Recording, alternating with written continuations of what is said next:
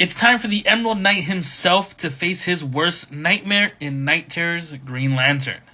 We start off with Hal Jordan in a ship, and his ship gets hit by the Insomnia Blast, and he's like, what's going on? And he goes to check on the pilots. And when he opens the door, he opens it to a funeral, and what he sees is his younger self and his younger mom. He just walked into his dad's funeral.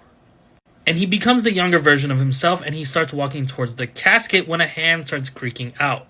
And his father, as a deranged zombie monster, jumps out at him. And everyone else in the funeral becomes monsters, and Hal starts to book it. And he goes through another doorway, which brings him to a new memory with Carol. And he hops into a plane. But the plane forces him out and takes him to this undisclosed location and completely destroying the plane. And where is he? He ends up where Abin Sur is. And he starts to take the Green Lantern ring just like he did so many years ago.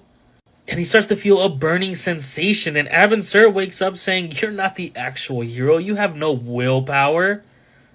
And Hal actually cuts off his finger to get the ring off and starts running away. As this evil Abin Sur says, your willpower was never strong enough to keep you safe.